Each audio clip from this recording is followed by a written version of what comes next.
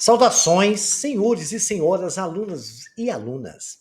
Este é o 11º capítulo do nosso livro-vídeo de matemática do 7º ano do ensino fundamental, tudo ele dentro do padrão da BNCC. Senhores, se inscrevam no nosso canal para nos ajudar e quando se inscreverem, clique no sininho aí em cima para os senhores receberem notificações. O like aí embaixo também nos ajuda muito.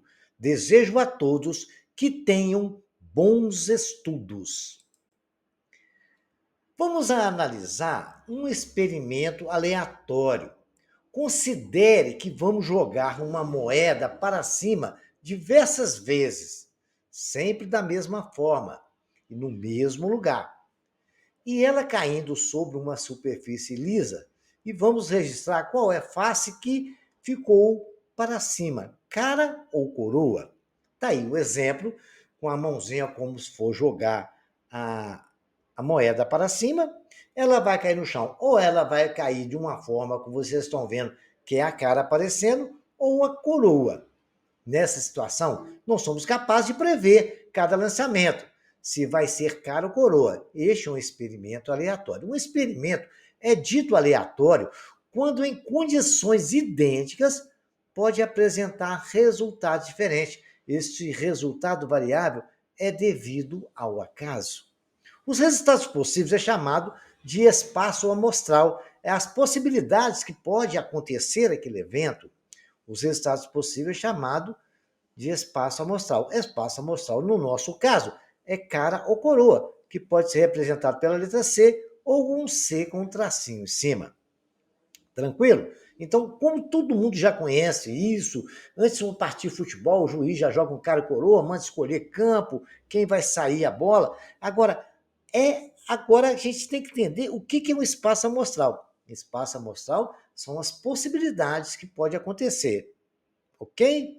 Então não esqueçam disso. Agora vamos analisar o que é uma frequência.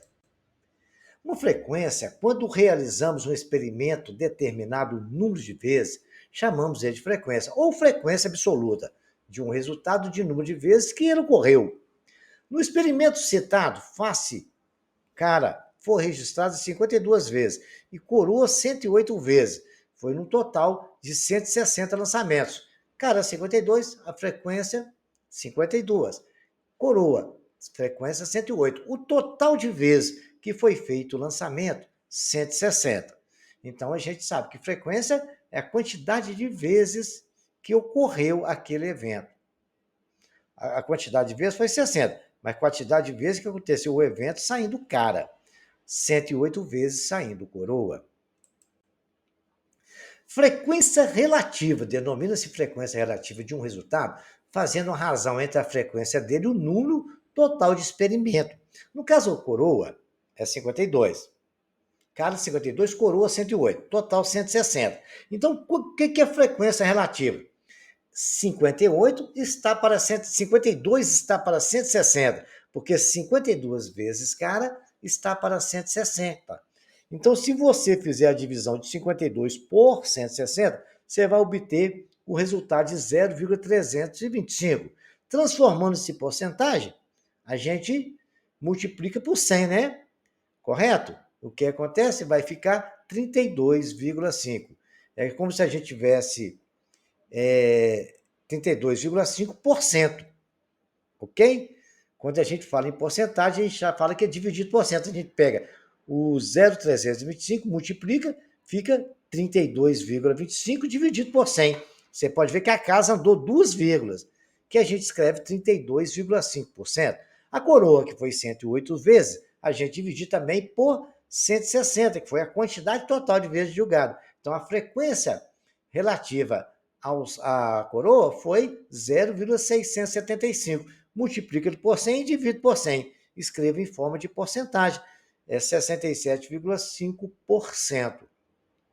Isso aí está na aula de porcentagem que eu ensinei para os senhores em capítulo anterior. Então vejamos agora mais algum detalhe com relação a essas frequências.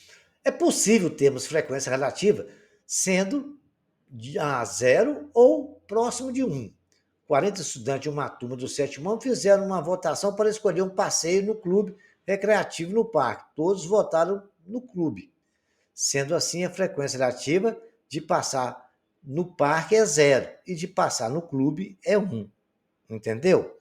Então, mandaram a turma escolher lá. Quantos de vocês querem ir no parque? Quantos de vocês querem ir no clube? Todo mundo falou, eu quero ir no clube. Então, a frequência relativa das pessoas escolherem de ir no parque foi 0, no clube foi 1. Então, isso que é a mesma coisa que nós estamos fazendo aqui, a tabela de frequência de experimento. Ali no resultado da coroa, tivemos a frequência de 52. A relativa, em decimal, é 0,325, porque é 52 dividido por 160. Transformando isso em porcentagem, é 32,5%, nós vimos como que faz. Né? Você divide por 100 e fala, e multiplica por 100, né? Porque aí fica a mesma coisa. Aí ficou 32,5 sobre 100, que é 32,5%. A coroa, 108 dividido por 160, deu 0,675. Dividido por 100, ficou 67,5%. Multipliquei por 100, que andei duas casas, e dividi. Por isso está escrito por cento. 160 é o total, que corresponde a 1, que corresponde a 100% das quantidades de vezes que foi lançada a moeda. Compreendido esse assunto, vamos caminhar mais um pouquinho. A frequência relativa é a divisão, como fizemos, entre o número de vezes em que o dado específico se repete pela quantidade total de dados.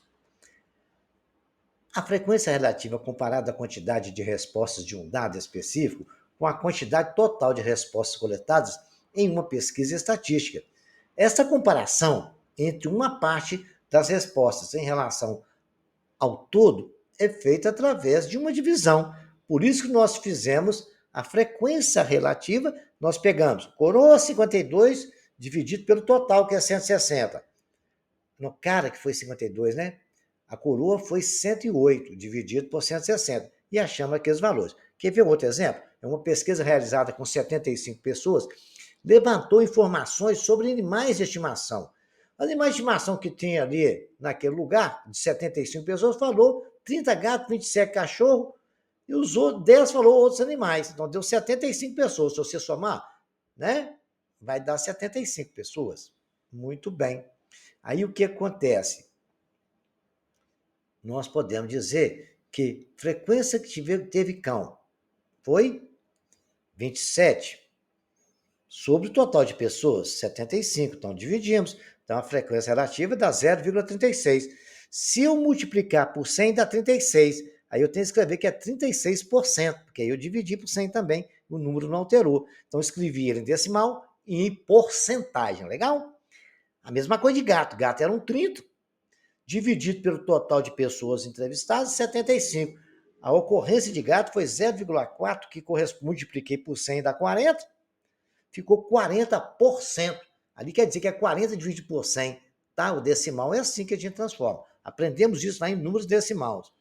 Vejamos agora mais um detalhe. O número de vezes que uma variável ocorre é chamado de frequência absoluta, que é FA, ou frequência. A fórmula da frequência relativa é FI, como eu tenho a frequência FA, que é dividido pelo número de vezes que aconteceu, né? Então, FI é a frequência relativa de uma variável qualquer de pesquisa. Isso nós acabamos de fazer tudo aí atrás. FA é a quantidade de vezes que ocorre essa variável na pesquisa. No caso ali, a quantidade de vezes saiu coroa, foi 52, dividido por 160, que é o número de vezes que a moeda foi lançada. Muito bem. É a quantidade de vezes que ocorre a FA absoluta, é aquela vez. No caso da coroa, foi 108. Aí dividi por 160, que foi o número de vezes total. Observações.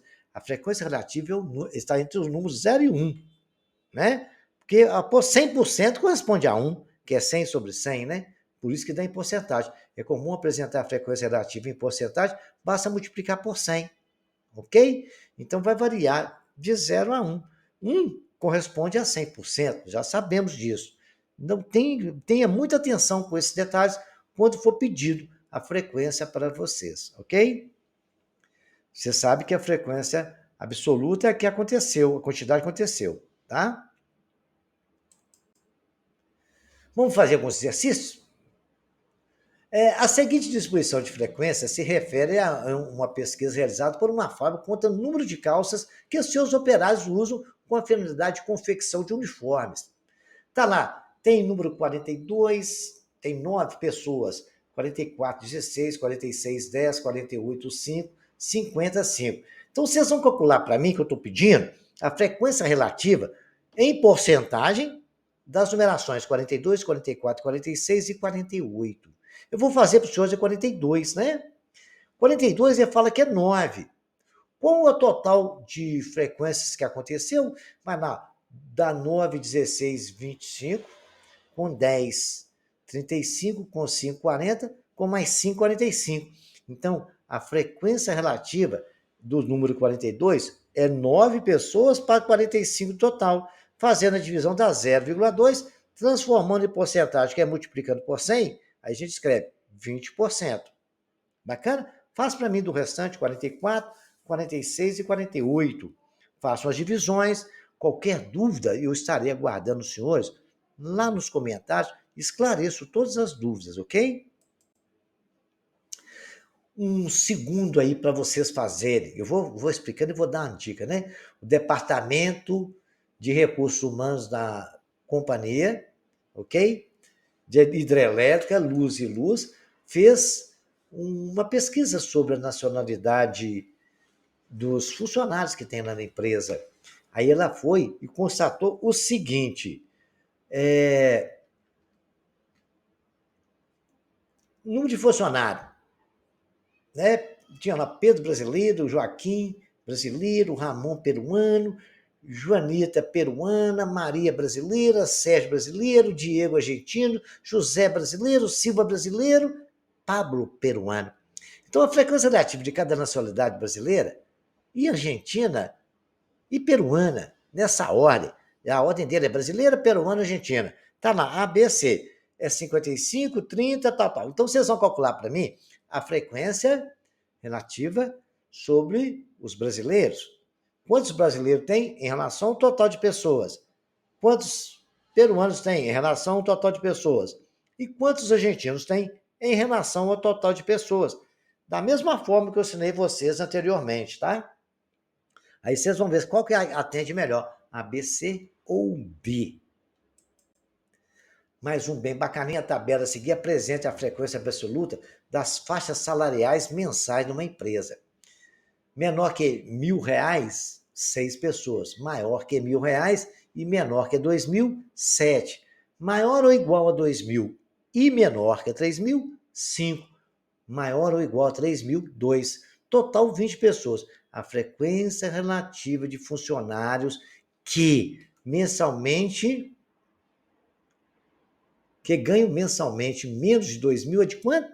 Aí vocês vão ver quem é que ganha menos de 2.000, somar a quantidade de pessoas e ver qual que é a frequência que acontece aí, tá ok? Então, não se esqueçam, né? Façam aí qualquer dúvida, estarei. Você já sabe quem é que ganha menos 2.000, a quantidade, divide pelo total e depois transforma em... Não precisa, que já deu, é só em decimal, tá? A, B, C ou D, ou é uma das opções. Agora a gente vai estudar, depois que nós passamos a estudar, probabilidade.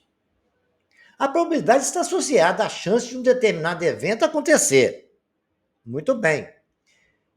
Encontramos a probabilidade realizando a divisão entre o número de eventos favoráveis pelo total de eventos possíveis. Aí a pessoa, mas o que é isso? Tá, eu estou meio perdido. Não está, não. Vou dizer para vocês aqui, no caso da moeda que nós estávamos lançando, quais as possibilidades que tinham de acontecer? Quais que são os resultados que poderiam sair? O cara ou coroa. Concorda comigo? Não podia sair pé, nem mão, nem chinelo, nem bicicleta. As duas possibilidades, quando você lança uma moeda, é de cair cara ou coroa. Então, os resultados possíveis são dois, cara ou coroa. Entendeu agora como é que funcionam os resultados possíveis? Fazendo exercício, vocês vão entender melhor. Vejamos aqui alguns detalhes. Um exemplo: uma gaveta tem 5 saias com as cores rosa, azul, vermelha, preta e lilás. Qual a probabilidade de você pegar, sem olhar nessa gaveta, uma saia azul? Certo? Você pode meter na mão lá na gaveta, pode sair um rosa, um azul, uma vermelha, uma lilás. Então, lá tem 5 saias. Então, você tem quantas possibilidades? Vocês já pensaram quantas possibilidades você tem de sair a saia? São 5, né? E quantas que você quer que aconteça? Olha lá. Uma. O evento favorável que você quer que aconteça é uma. E você tem 5 possibilidades que isso aconteça. Você pode colocar lá, tirar uma vermelha, uma amarela, uma azul, mas você só tem um evento favorável, que você quer tirar uma azul. Entre 5 possibilidades. Aí agora, dividindo 1 por 5, você vai ter o decimal e depois a porcentagem, olha lá. 1 por 5 dá 0,2, olha lá. Eu dividi 1 por 5, ela deu 0,2. A continha, a mocinha está mostrando a continha que foi feita aí. Então, aí agora, se deu 0,2, eu multiplico por 100 e divido por 100. Vai dar 20%. 20 sobre 100, olha lá, 20%. Da mesma forma que eu ensinei vocês. Problema resolvido de maneira muito fácil, né? Nós queríamos que saísse uma saia azul e tínhamos 5 possibilidades. Vamos ver mais um exemplo? Ao jogar um dado, vocês já estão acostumados com o dado aí, ó. Nós fizemos aí base de exercícios. Ao jogar um dado, com a probabilidade de obtermos um número ímpar, voltado para cima. Aí tá aí, ao jogarmos um dado, quantos números tem um dado? Né? O dado tem 6 faces. Ele quer que saia um número ímpar. Nessas faces eu tenho o número 1, o 2, o 3, o 4, o 5 e o 6. Não é isso? Eu tenho todos esses números, gente. 1, 2. Agora, ele quer que saia um número ímpar. Então, eu tenho 6 números e tenho 3 números ímpares. Então, o que acontece? Eu tenho 6 possibilidades que pode sair 3. Concorda comigo? Olha lá. Um dado tem 1, 2, 3, 4, 5. Aí o dado ali todo desenhado aberto tem 3 números ímpares e 3 números pares. Então são 6 números. Eu quero que saia pelo menos um número ímpar. Então tem 3 possibilidades em 6. O pessoal pensando aí, ó, que bacana, né? Vendo aí, pensando direitinho.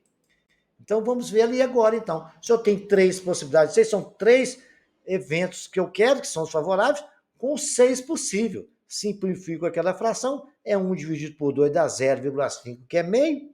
Meio vezes 100 corresponde a 50%. Bacana? Que é dividir por 100 e multipliquei por 100. Tá? Então, quando você for transformar por porcentagem, não precisa fazer aquela divisão por porcentagem, não. Só estou mostrando para os senhores que é o que acontece dentro da realidade. Mas na prática é só multiplicar por 100 e aquele sinal de porcento significa que está dividido por 100. Então, são 50% de chance de você jogar o dado e sair um número ímpar. Ao lançarmos uma moeda honesta é aquela que não é viciada, que pode cair tanto cara ou coroa, né? A chance de sair cara, aí já ensinei para vocês, né?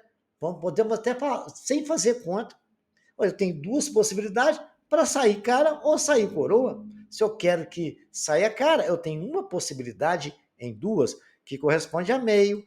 E meio é 0,5, que corresponde a 50%. Cara ou coroa, só tem 2 possibilidades e eu quero que saia uma. Porque não tem como sair as 2 de uma vez, né, senhores? Só tem a possibilidade de sair uma. O cara ou coroa. Todas as 2 têm 50% de chance. João comprou um pacote de bala de goma. No pacote havia 8 balas de sabor hortelã, 6 balas sabor morango, 6 balas sabor abacaxi, 4 balas sabor laranja. E aí, senhores? Qual a probabilidade de João escolher no pacote, sem olhar, uma bala sabor laranja? É de quanto por cento? Isso aí é de quanto por cento, senhores? Vamos calcular. Olha, eu tenho 8 balas de hortelã, 6 balas de morango, 6 de abacaxi, 4 de laranja, total de balas, 24. Eu quero que ele quer que escolha uma de laranja. Então eu tenho 4 possibilidades, num total de 24 balas. No pacote não tem 24? Então tem 4 possibilidades, que são os resultados possíveis, porque só pode dar possibilidade de você tirar uma bala laranja, só tem 4 possibilidades, mas só tem 4 balas de laranja. Então é 4 no total de balas, que é 24. 4 dividido por 24 corresponde a 0,1666. Aí a gente arredonda, multiplica por 100, dá 16,66%, arredonda para 16,6%. É uma possibilidade aproximada, porque deu uma dízima periódica. Agora vai ter exercício para vocês. Se vocês tiverem dificuldade, vocês vão deixar nos comentários. Aí no meio do caminho eu vou resolver mais um ou dois para esclarecer alguma dúvida, né? Se lançar um dado com a probabilidade de levar um número maior que 4. Um restaurante está 13 pessoas, 9 clientes e 4 garçons. Se escolhermos uma pessoa no local aleatoriamente, qual a probabilidade de ser um cliente? Né? Lá tem cliente e garçom. Se eu for escolher lá aleatoriamente, sem olhar, quem que eu vou apontar? Para quem que eu vou apontar? Qual a probabilidade que eu tenho para apontar para um cliente? Exercício, se eu escolher aleatoriamente uma letra do alfabeto, qual a probabilidade de selecionar uma vogal? Quantas vogais tem no alfabeto? E quantas letras tem? Então, vocês vão ter os eventos favoráveis e os eventos possíveis. Aí vocês vão analisar dentro daquilo que eu já ensinei.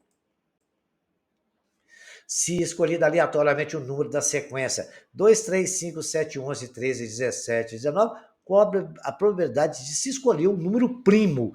Você sabe o que é número primo? Quais desses aí são primos? Quantos primos tem? Qual essa possibilidade que tem de ser escolhido o número primo se aquilo ali estivesse dentro de uma caixa e você escolheu um número? Se uma turma é formada por 8 alunos do sexo feminino e 7 do sexo masculino, e a professora escolher aleatoriamente um estudante para ir ao quadro resolver exercício, qual a probabilidade de ser selecionado uma aluna? Bacana isso, hein? Escolhendo aleatório um dia da semana, qual a probabilidade de se escolher uma segunda ou uma sexta? Então, você tem os dias da semana, qual a probabilidade de eu escolher uma segunda? E uma sexta, ou uma sexta, tanto um como o outro, tá? Não é para escolher os dois de uma vez, não. Ou um ou o outro. Uma pessoa foi até a padaria para comprar pão e iogurte. Se o estabelecimento possui 30 pães, sendo que 5 são do dia anterior e os outros foram fabricados no dia, e 20 iogurtes com a data de validade inelegível, dos quais um já venceu, qual a probabilidade do cliente escolher um pão do dia e um iogurte na validade? Você vai ter que ver lá uma probabilidade e a outra. Aí depois vocês vão pensar. Eu vou fazer um exemplo semelhante a esse para que os senhores pensem nisso aí. Qualquer dúvida, estarei lá nos comentários, ok?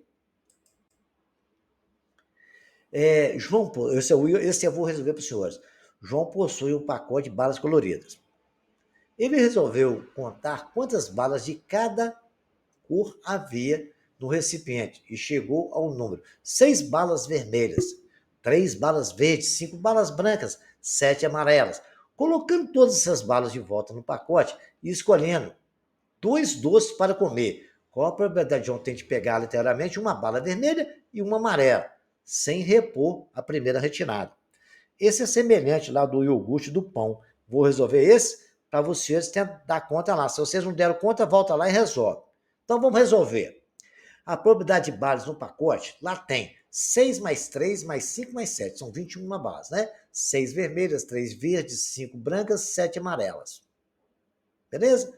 Então, somando isso tudo, deu 21. A probabilidade de pegar uma bala vermelha é 6 em 21. Bacana? Então, tirei ali 6 em 21. Bacana. E agora, já tirei a bala vermelha. Agora eu vou tentar pegar uma bala. Qual é a outra cor que é? Que é uma amarela, né? vermelha e uma amarela. Eu quero uma amarela agora. Então, a probabilidade de escolher a bala amarela, quantas balas amarelas tem? Ah, lá tem 7 balas amarelas. Beleza, então, em 7 possibilidades, em 21? Não, é em 20, porque eu já tirei uma bala vermelha. Então, lá agora na caixinha só tem 20 possibilidades, né? A possibilidade de acontecer o evento é só 20, porque não tem 21 balas lá mais, eu não tirei uma vermelha. Aí, beleza. Assim vai ser o mesmo caso de iogurte lá, tá? Você soma tudo, tira o pão, depois você tira o iogurte. Muito bem, 7 possibilidades em 20, né? Então, beleza.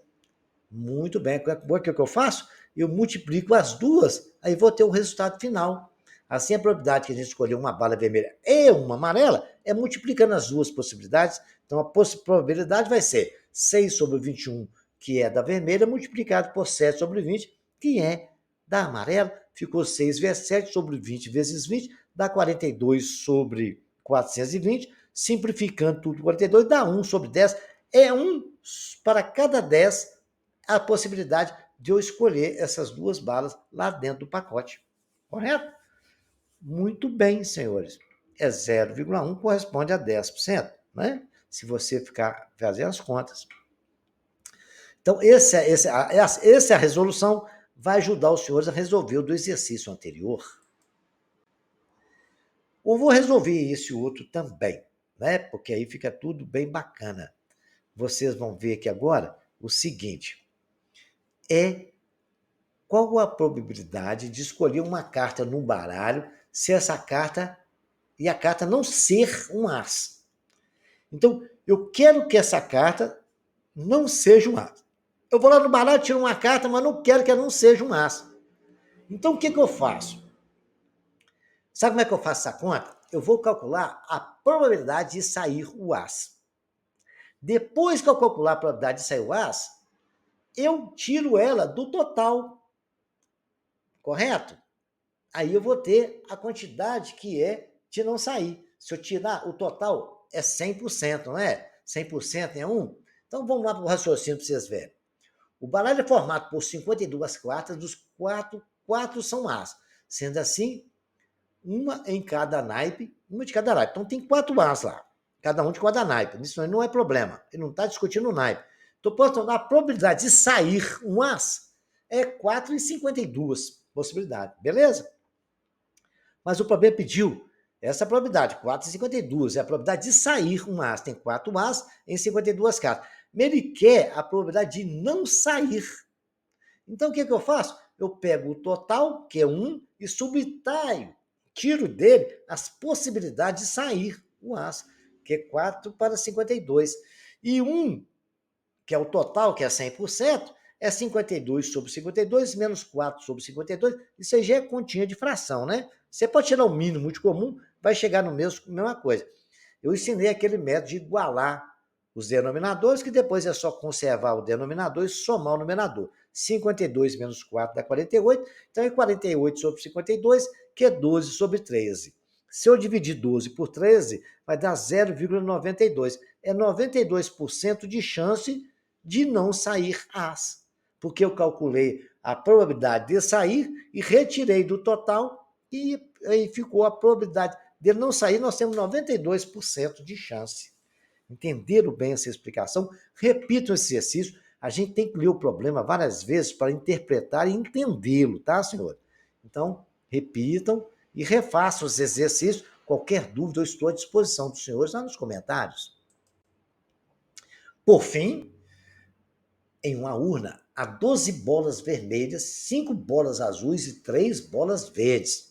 Sorteando uma bola ao acaso, qual a probabilidade de ser uma bola? Vocês vão com 3 exercícios num. Probabilidade de ser uma bola vermelha. Então, quantas vermelhas eu tenho? Total de bolas. Possibilidade de ser azul. Quantas bolas azul? Em relação ao total de bolas. E vê, já dei a dica, hein? Em um ônibus executivo A, casados, 6 mulheres e 8 homens casados. Solteiros, 9 homens e 7. Correto? Solteiros tem 9 mulheres e 7 homens.